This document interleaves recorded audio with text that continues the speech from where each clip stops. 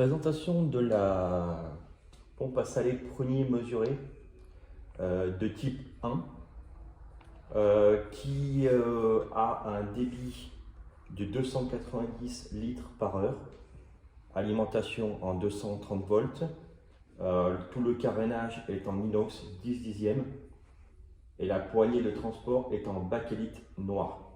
Elle est montée sur 4 caoutchoucs noirs qui permet une stabilité et qu'elles sont antidérapantes. Et elle est équipée donc avec un injecteur corps plastique, intérieur inox avec une sonde inox amovible de longueur 160 et de diamètre 4, un tuyau d'aspiration et d'injection longueur 2 mètres, diamètre 13 mm et un filtre d'aspiration démontable pour le nettoyage.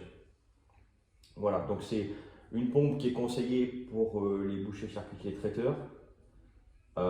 Donc pour des petites salaisons, on dit pour à peu près 1 à 2 jambons par semaine.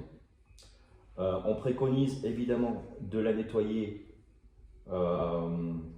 abondamment en rinçant les tuyaux et les mettre à l'abri de l'humidité avant le stockage, après chaque utilisation. Voilà, donc on va faire le tour maintenant de la machine en elle-même.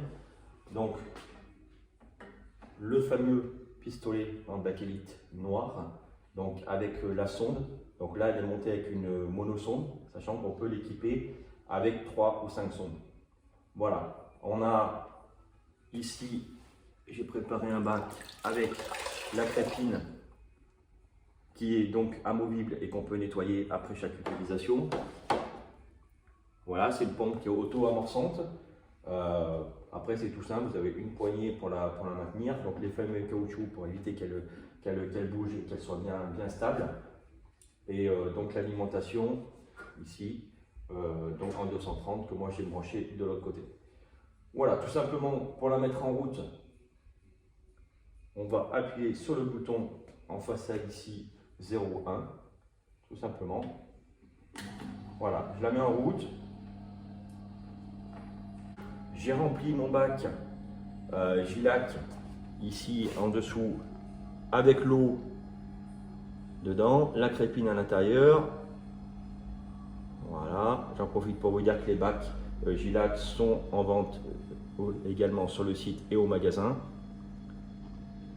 Voilà, je vais enlever la petite protection devant, tout simplement. Et là, ça y est, c'est parti. Voilà, maintenant on va passer à l'utilisation tout simplement. Donc je l'ai mis en route, elle est amorcée. Donc là elle est prête à fonctionner. Donc j'ai mis un bac avec de l'eau, j'ai mis la crépine donc que j'ai immergée à l'intérieur. Elle s'est auto-amorcée. Donc tout simplement maintenant je vais utiliser la gâchette. Avec la sonde, hein, bien sûr j'ai enlevé le cache devant et on va utiliser tout simplement la gâchette. Alors je vous conseille de vous mettre dans un bac qui a suffisamment de rebord.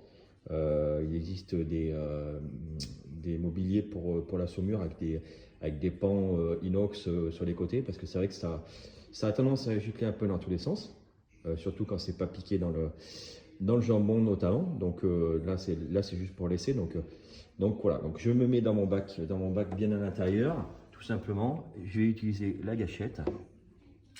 Là, donc voilà, tout simplement. Je vais injecter, voilà, tout simplement. Là, évidemment, j'ai mis que de l'eau. Normalement, évidemment, on met une préparation de saumure. Alors moi, je vous ai préparé un petit seau là que j'ai à côté. Donc c'est des fixes jambon sans salinité notamment qu'on propose. Donc voilà, ça se présente comme ça. C'est un seau de 2 kg. Bien sûr, on peut le décliner en différents conditionnements.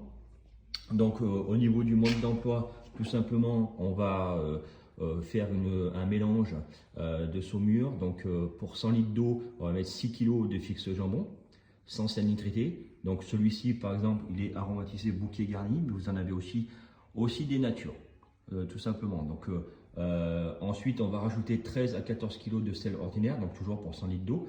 Et on va faire un pompage à 15% de saumure, tout simplement.